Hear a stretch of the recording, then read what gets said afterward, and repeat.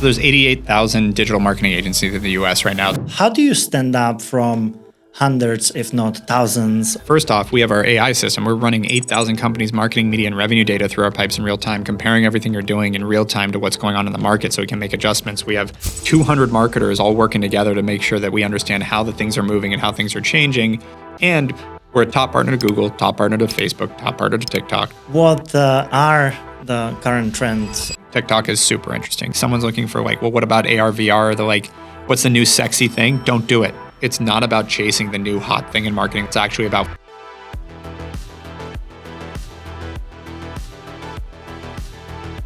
Well, what is, from your standpoint, the reason that a lot of people, especially like in the entrepreneur world, are hopping on this trend of really stepping up the game in terms of taking care of their bodies? Yeah. Because it seems like, it's body, mind, and spirit that you are translating into the business results. And it seems like, the modern trend is that you can't do it without it. Totally. And I think it's also kind of a reverse causation where it's I think the same reason people get into health and wellness, they get into entrepreneurship. Like they feel like I'm going to control this. They have a lot of, the locus of control, the, sort of ownership they take of their own life is what drives a lot of people to be entrepreneurs and be focused on health and wellness. It's like no one else is doing I'm not a victim. I'm not here to see the result of what someone else decided. I'm going to run my life the way I run my life, which includes I'm going to work the way I want to work. I'm going to go all in on it. I'm going to work hard, but I'm going to hopefully produce more. And I'm going to do the same thing with my personal life. I'm going to work at it. I'm going to work out hard. I'm going to be disciplined. I'm going to focus on this thing and I'm going to learn about it. I'm going to do better than other people so that I can live a life better than most can. And I think it probably is driven by the same thing versus I'm an entrepreneur, so I'm going to care about longevity. I think the same reason pushes people into both paths. Yeah, I think if you are a high achiever in one area of life, you probably want to incorporate in other areas as well. Yeah, exactly. And I think it's all driven by the same sort of root of, what drives me is the idea that I don't know if we get another life. I'm not that religious. I'm kind of agnostic. So I'm I want to get the most out of life has to offer. I have no idea what happens next. So to me, that's maximizing personal life, family life, getting everything. So having kids, because I think that's such an amazing part of life. And it has been, being married, having my wife and all that, getting to see the world, travel, tried all sorts of different activities. I actually tonight have my first piano lesson. Been playing guitar since I was 4, but we got a piano. I'm all right, starting this. I'm 37, starting piano lessons. Just always looking what else can I try out? That's all the personal side. Same thing with work. If I'm doing the same thing every day and I look up 2-3 years from now and I've been doing the same thing for a few years and haven't expanded, haven't tried something new, haven't taken a shot, I'm miserable. I'd much rather just constantly be pushing to what's that next step for the business? Because again, I want to experience it all. Well, one of the reasons why I was very intrigued by having the conversation here on the podcast is that I come from a tech background. I have always seen everything through the lens of a tech guy. Whenever there is a new gadget, I go after it. But I have seen a lot of great products that failed on poor marketing. And it seems like you are coming from the very opposite side. You have built up your career in marketing and helping other companies to spread the word. Mm-hmm. What was the inception of you finding yourself in the marketing world and making a breakthrough? Because in today's world, how do you stand up from hundreds, if not thousands, of other companies that are offering the same thing? I can provide you the answer from the tech standpoint, right? Yeah. Because I think we are in exactly same situation, but I would love to hear what it was for you. Yeah, so there's 88,000 digital marketing agencies in the US right now. There were 25,000 when I started the company. So it's over tripled in the past decade. It's been a decade. We just turned a decade old. How I got into it is funny because in college, I made fun of marketing managers. I remember talking to my friends that were in marketing and saying, what do you guys do? Draw pretty pictures? Now, I was a business management major, which meant absolutely nothing. So I had no leg to stand on, but that's how I felt about marketing was it seems like BS.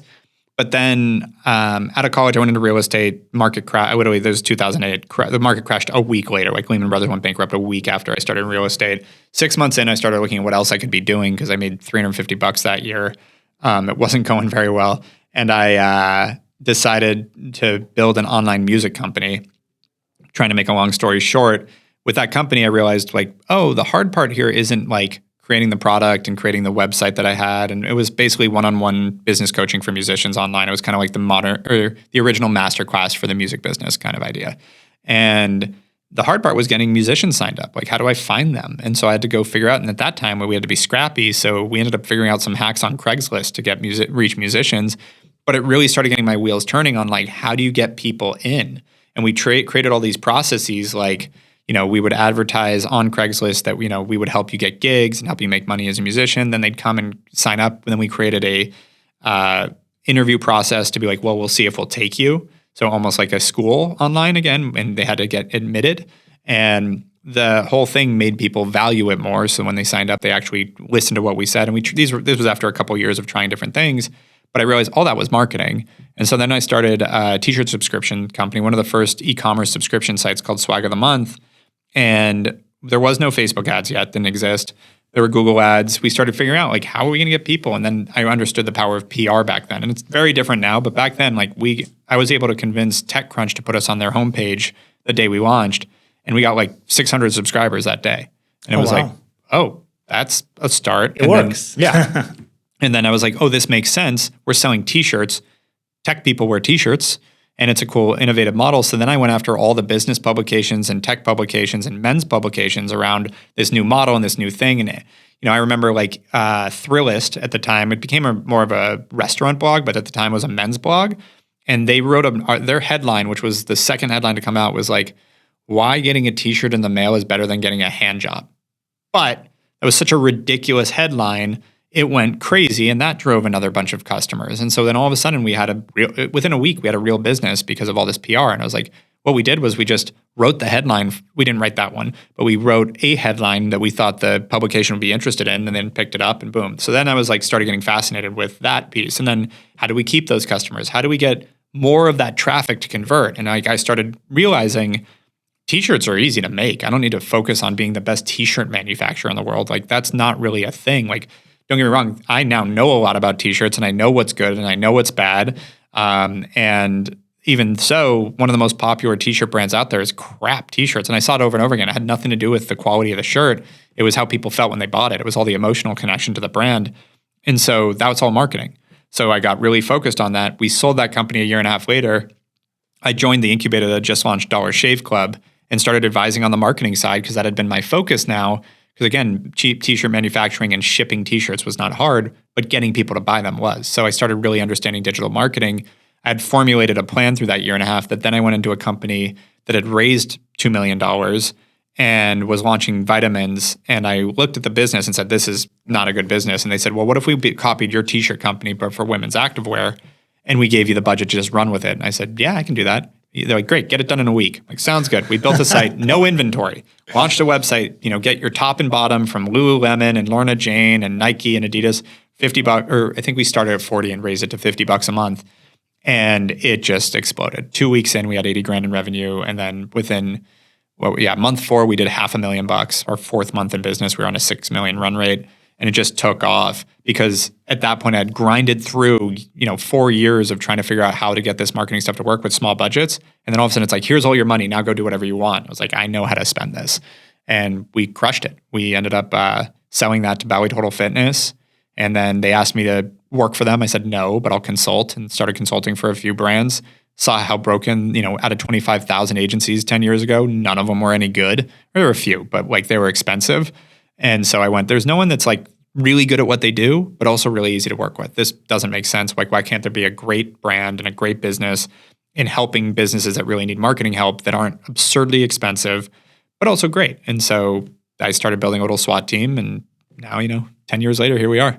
How do you make yourself stand out? Yeah. And how do you actually make sure that you fulfill those promises? Because I feel like the marketing side of things is usually tied with a lot of, false expectations and not really following up with the delivery. And it seems like you have cracked the code of what it takes to actually make your clients and customers very happy through delivering results, right? There is no other way how you would be able to achieve. Yeah, and we've thankfully articulated that. Like we built the whole business on monthly engagements. So like we lose all our business, but like we looked last year, we kept 78% of our clients year over year from 22 to 23. We haven't done the numbers for this year, but it's better.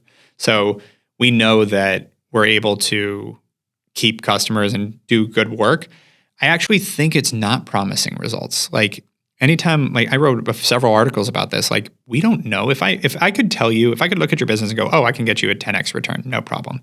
Why wouldn't I buy your business and just do it myself if it's that easy? Like the answer is we don't have a crystal ball, but we know best practices. We're good at what we do. We have all the data in the world, and we're going to be the best partner to you because most people are going to probably lie to you and try to convince you to stick around. And that thankfully is, I shouldn't say thankfully, but the irony is I wish none of those existed, but it is what drives us is because all these other agencies just overpromise and underdeliver. And for us, we're just not going to make promises. We're going to tell you exactly what we're going to do. We're going to be super communicative, and we're going to show you the results we can. And we're going to tell you what we're going to do to fix it. We're going to tell you how we're going to improve it, where we think the low-hanging fruit is. And now we've built this whole AI system that's able to actually pinpoint exactly what you're missing and where you're underperforming. And so a good example of this would be, let's say we're getting someone, this just happened, we're getting someone like a 4x immediate return on their advertising. Like, they spent $2, they got $8 today. Like that's how that was working. That's fantastic most of the time. They told me it wasn't profitable.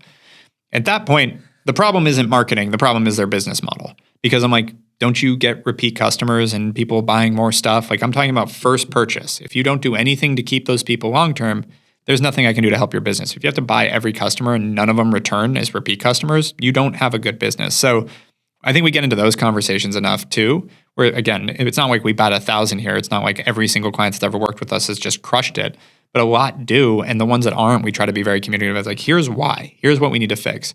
And what I see is most of the time that's received really well, which thankfully has built their business. Once in a while, you get someone that just won't hear it, yells at you, yells at everyone. It's everyone else's fault. And that's someone that probably won't be an entrepreneur very long. You just reminded me of the early days of STRE when we basically, and I think that was one of the reasons why we managed to make a breakthrough, because we were approaching the engagements very differently than anyone else. And we would come and we would say, okay, we don't know how long it's going to take to build this product. Yeah. But what we know is that we will always be transparent with everything that we do, and we'll make sure that when it comes to the design, it will be the most stunning app that you can possibly imagine, and that will have extremely solid quality of the engineering behind it. So we will be moving at a light speed towards a common goal, right? So we would start the engagement without telling anybody it's going to be a project for 3 months, for 6 months, whatever that is. But we were very convinced about the quality of the work that we would be delivering on a monthly basis. Well, there's probably self-selection there in good clients because the people are like, well, no, I want a commitment to 3 months. It's like, you should find someone else. And that person, they go to someone else that promises 3 months and doesn't deliver, but that person... then they come back. Correct. And same thing happens to us. We get people that are like, well, these guys are saying they can get us 10x. Like, you should go with them. But it's really funny when that happens, because it has happened so many times that someone would go with a different partner. They would get burned big time, and then they come back. Yeah, and that does happen for us in the marketing side. Usually by the time they figure out they're burned, they're also really hurting because they rely so much on it that they're like, and probably the same thing with you, where they've spent a ton of money on development and now they're like, I don't have the budget we did before. They're out of budget, right? Yeah, exactly. And then they need to fix things, right? So it's very hard to No, I'll never forget. We grew a company from nothing to like 30, 40 million in revenue. And at that point, they raised a big round and they were like, hey, we're going to take everything in-house on the marketing side. And I was like, did we do something wrong? Like, you've crushed it. And they're like, no, you guys are great. I'm like, are we too expensive? They're like, no, we just feel better. I'm like, so this is a feeling decision. And I said that to them. They're like, hey, listen, we might come crawling back in 6 to 9 months. Who knows? 6 months later, the company was pretty much under. They tanked everything, turned off everything we were doing right. Like if someone, had all this pride and ownership that they didn't want to use Hawke Media's work. And so they just completely blew it. And I don't know what ended up happening to that business. They tried to come, and 6 months later, they called me saying, help. Like, I'm here to help. And then I just got ghosted by the CEO, and that was it. I love how similar and different our businesses are. And like for me, like I get this question asked very, very often, like, what's the best setup, right? And I would always say, hiring your in-house team is the best thing that you can do, with a caveat, only if you can afford it. And it's not financial question, it's the question of skill. The question, are you able to gather the right talent? Do you have the processes to operate with the team? Because it's not as easy as finding the people, right? Finding the bodies.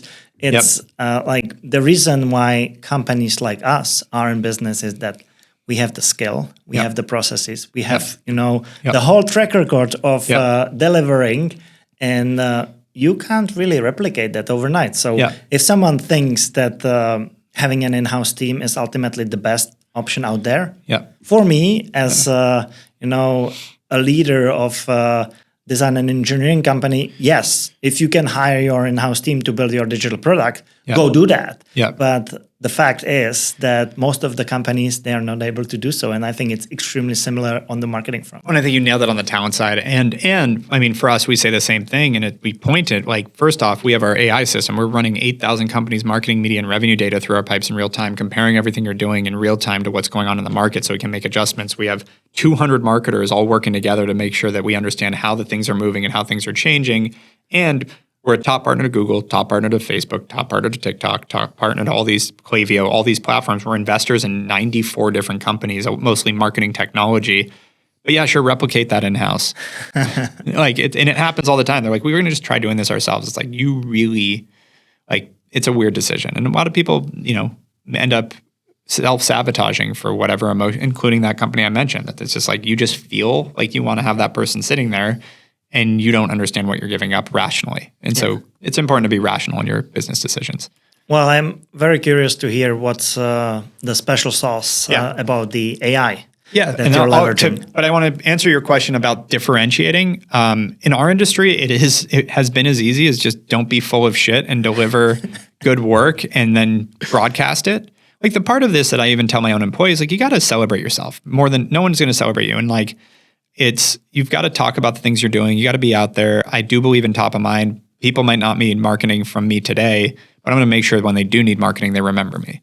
So that's a big part, is like making sure that like you really solidify yourself in the industry and then deliver, because your reputation's everything. And thankfully, like you're never going to, I'm dealing with this with a client right now that's funny enough, when they went to sign with us, we have like 6 bad Google reviews. We've had 4,800 clients. We have 6 bad reviews.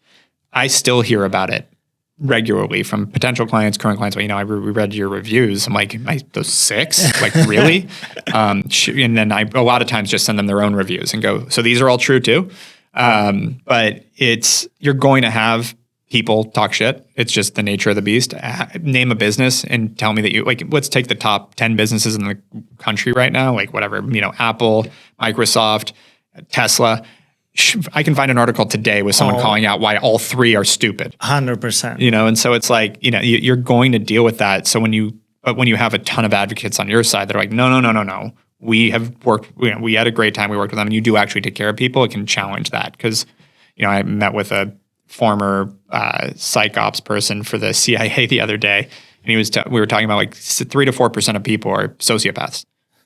A significant number. So with us, we have, active right now, we probably have 500 clients. So we can assume anywhere between 15 and 20 people we're working with right now are sociopaths. You're probably going to deal with some stuff. So we'll focus on taking care of the rest, and that really can build a sustainable business. And I think that's where you end up standing out, and then longevity helps. You can't force that piece, but being able to say we've been doing it for a decade now actually does a lot for us, especially with bigger brands. They know we're not going anywhere. We're not a flash in the pan. We've been doing this for a long time. We know what we're doing. We have great case studies from 10 years ago, and we have great case studies from last month. So it's consistent. So the AI tool, that is a fun little story. How did it start? Yeah. So do you know who Peter Diamandis is? I don't. Oh, interesting. With the longevity. Look into him. Have you heard of X Prize? No. You'll like this with the longevity talk. So X Prize, he wrote the book Abundance. Anyways, he runs a nonprofit called X Prize that I can go into more, but they basically raise money for projects that the government will move too slowly on, but there's not enough capitalism involved to fix the problems, like huge world problems. The first one was private spaceflight. And so they created a $10 million prize for the person that flew to space twice first on privately. And that became Virgin Galactic. And so he does all sorts of big, like, we're going to solve Alzheimer's. We're going to solve harvesting water out of the air out of the humidity in the air, like all sorts of cool stuff. And so he's really big on exponential innovation. I was talking to his CEO at the time. This is 8 or 9 years ago. And they were talking about disruption. Everything's disruption. It was that kind of a room. And they're like, well, what's going to disrupt the agency business? I think it's going to be freelancers. And I was like, if you've ever managed 15 freelancers at the same time, you'll never believe that that's going to disrupt my business. Like, it's just not tenable. But I do think this AI thing that everyone's talking about whenever it comes is interesting. He's like, well, you should read up on Ray Kurzweil and you should go build your AI tool. This is, again, 8, 9 years ago. And I'm like, I'm not an engineer, but I'll look into it. I read Kurzweil's timeline back then, and he believed that by 2023, computer power would be enough to mimic a human brain. That's literally the date he put on it. He said by early 2023. And so I was like, all right, so how do I, if AI, again, thinking through artificial intelligence, what do I need to have an advantage there? I'm not going to build the AI. That's going to be, at the time, Google or Facebook or someone that has billions of dollars. They're going to build the AI.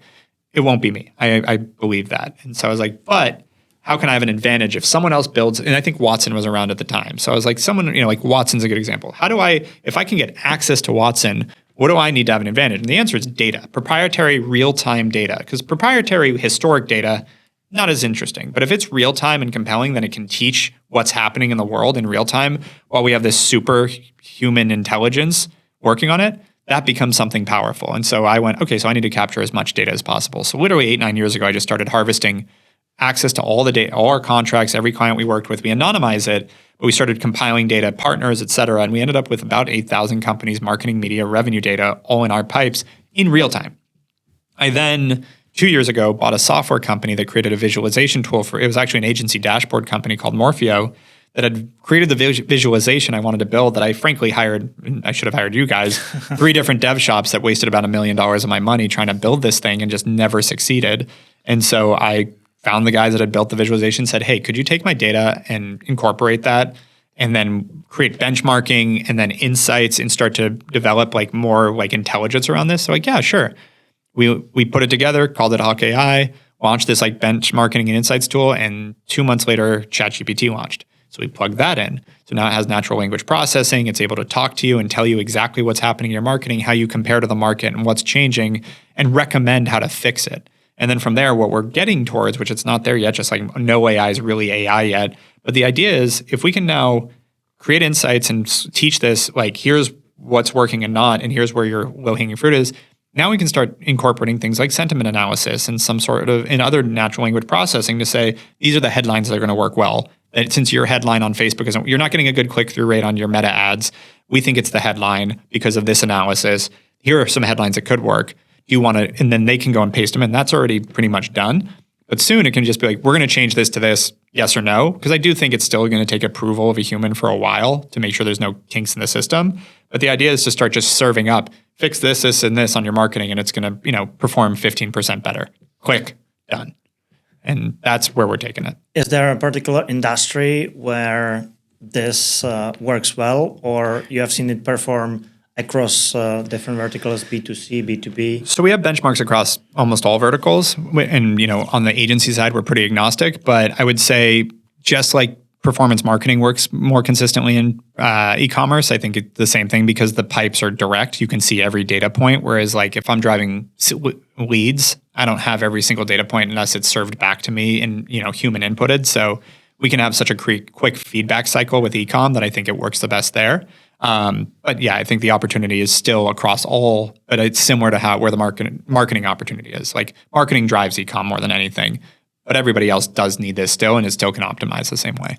Do you leverage it for your own marketing? Oh yeah, absolutely. In the B2B space? Yeah, it's great. I mean, because again, we know we can look at every single campaign and go, oh, this campaign's click-through rate is 20% below market in our industry. Let's look at that ad. Why is that not performing and this one is? So we can compare them to each other, but it's similar to what I mentioned about the company getting 4x, immediately on their returns. They think that's bad because they don't understand what good is. And so they're ready to shut down, literally turn off their Facebook marketing because of that number. And I'm going, are you nuts?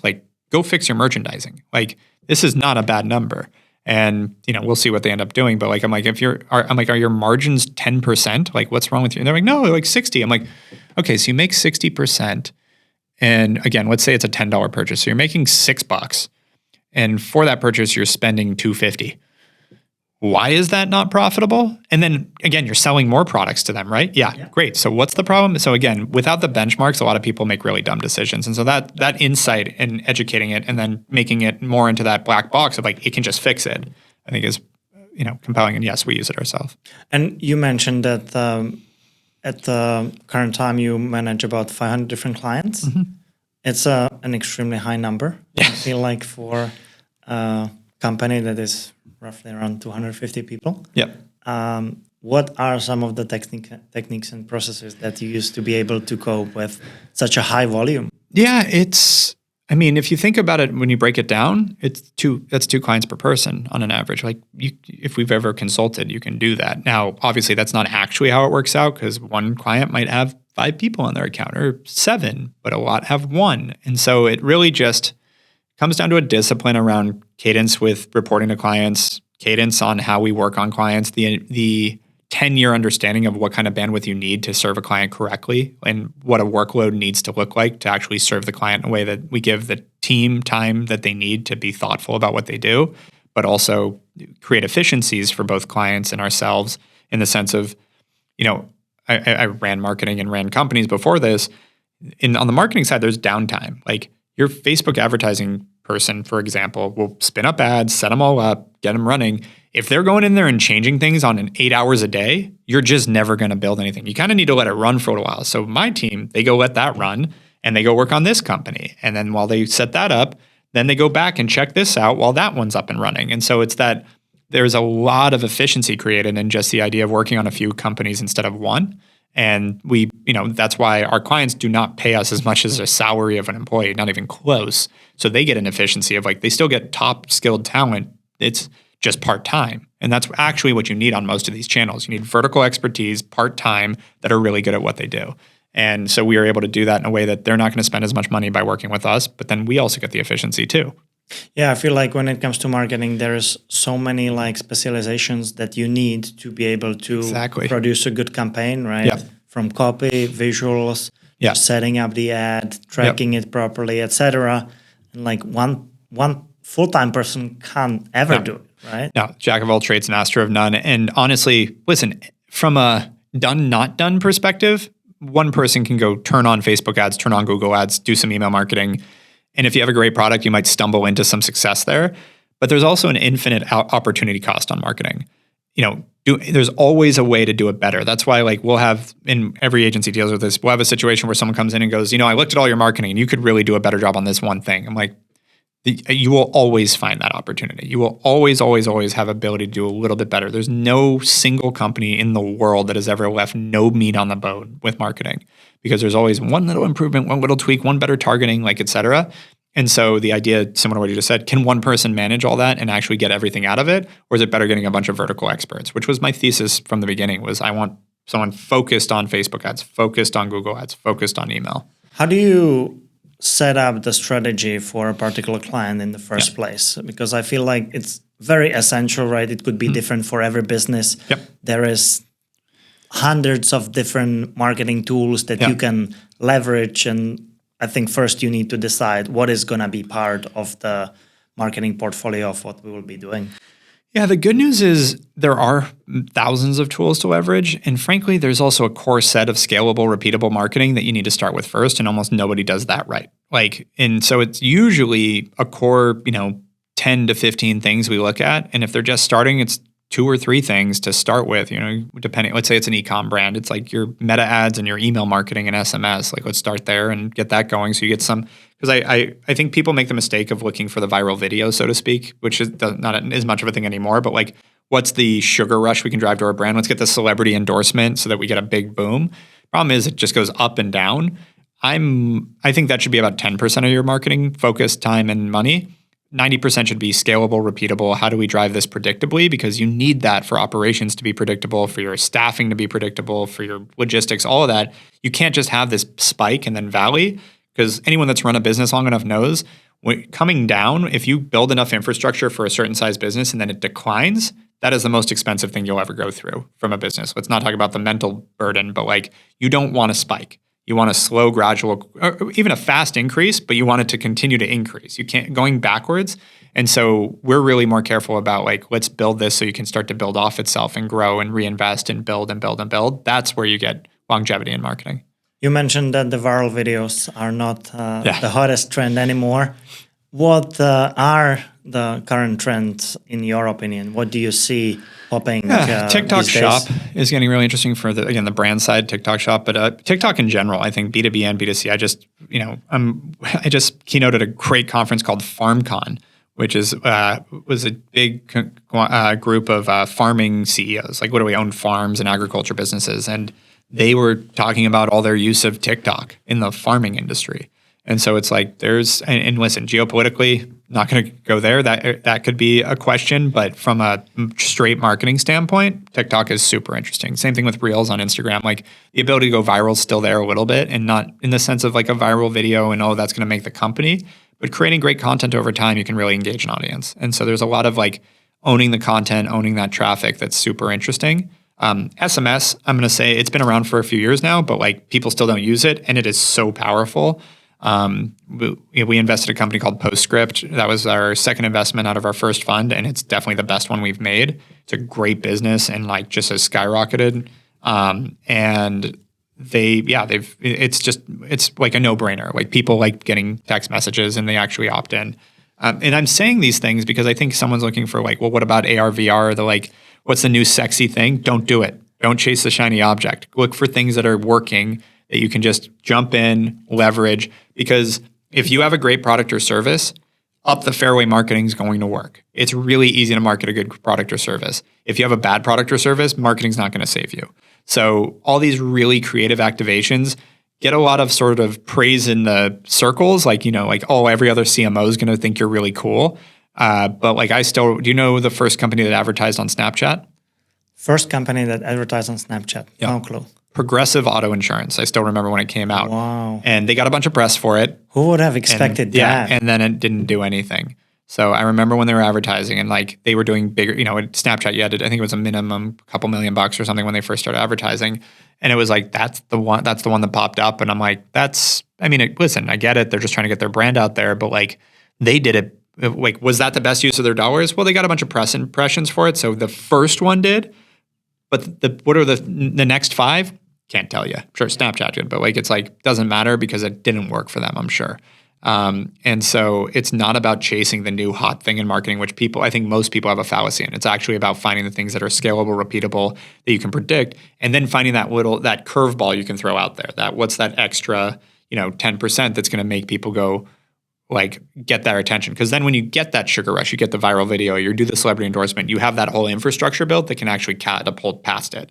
We deal with this. We do a lot of Shark Tank brands, and you see like this giant spike that weekend. And traditionally, they would just fall off. But what we started doing is setting up all the funnels and email campaigns and follow up and tons of ads around it to keep it going. And so we were able to take a bunch of brands, and instead of them just falling off the next week after the launch, they just kept going on that growth scale. And so that I think is much more critical than what's the next viral thing we can do. Yeah. So you are not that psyched about the Vision Pro coming up very soon when it comes to a new piece of tech. Yeah, I've had 2 Oculuses, and I even bought the Google Glass when they first came out, like the developer version. It's too isolating, and like Vision might be better because it's a little more AR, but it's also really expensive. Like even for I do fine, I can afford to buy one, and I'm like, no, I'm a techie. Like I like this stuff, but I'm like, I think the problem with some of this innovation is like it's taking a little too long to become practical. And so like, again, Oculus 1, 2, 3, like it's still super isolating. It's not that interesting yet. Maybe in a decade it will be, but I don't really need to be an early adopter in this stuff anymore. Like it doesn't actually, I've learned that, the sort of first mover advantage is a fallacy. I actually think the first mover in social media was Friendster. How'd that go? Yeah, right. Then MySpace, which I guess did pretty well, but still they weren't the first mover. So like it's not the first mover. In fact, learning from what other people are doing and then catapulting past it is really where you benefit. Are there any tech products that you consider a big breakthrough for what you do in marketing outside of AI that we talked about? I would say AI is really what I've seen the most. In terms of anything else, I'm trying to think of what else has popped up. I haven't seen, And again, this is a good example. It's not that innovative. It's just like, oh yeah, that makes sense. It's just applying things that already exist in a better way. Have you seen Telly, the new television company?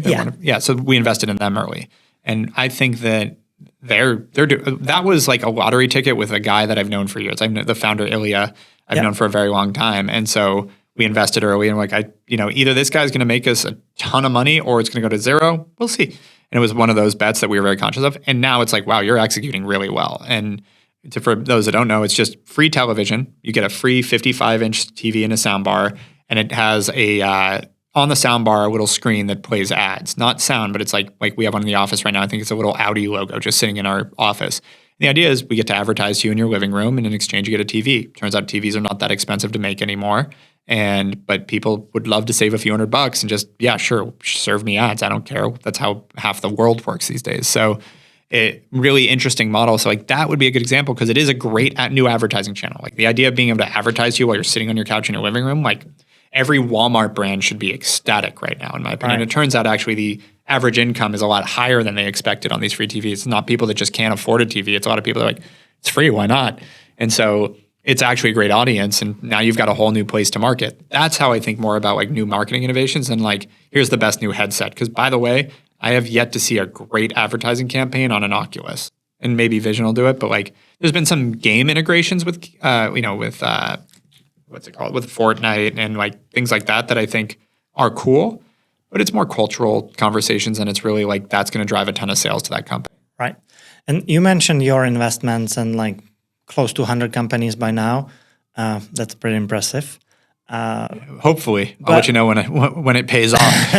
But I wanted to ask you whether that is just purely aside from what you do on the marketing side, or whether there is an overlap with you delivering services and investing at the same time. Not at all random. So angel investing now, I'd say, is more personal, having fun. Instead of going out and buying a supercar, I'd rather, we invested in the women's professional soccer team in LA, Angel City. So I'd rather do, that's more just fun, get to be a part of it.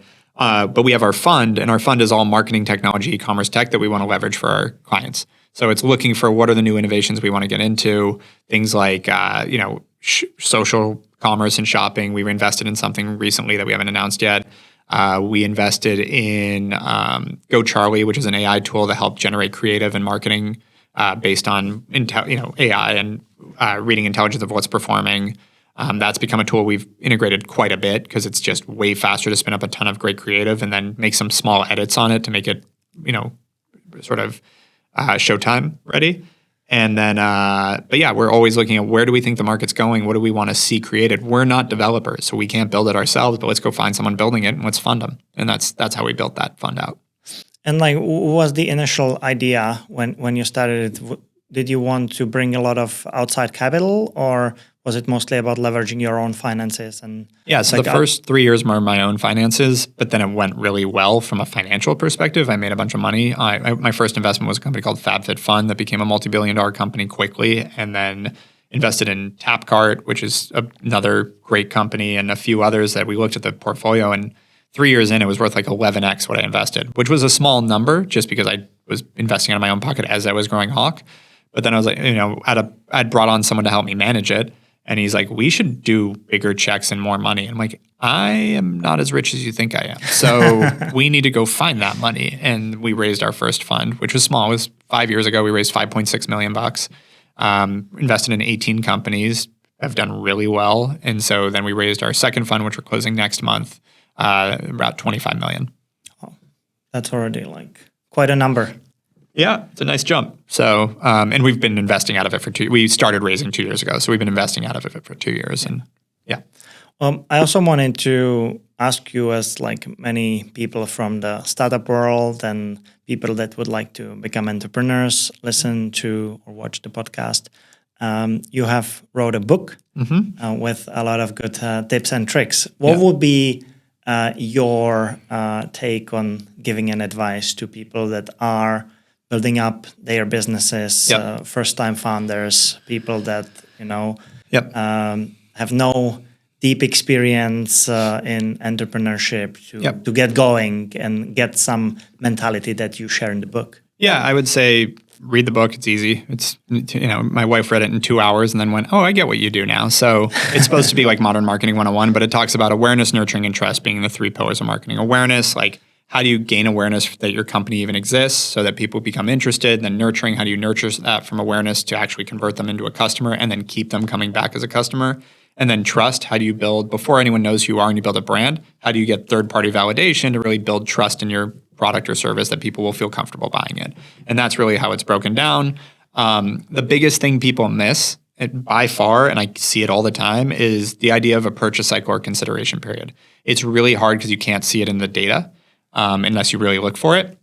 What I mean by that is if I show you an ad right now for something, selling you hats, here's a hat. On average, people don't just click and buy. That's not how people work. But when we get a bunch of Excel sheets, everyone assumes like, well, how much did I spend today and how much did I make?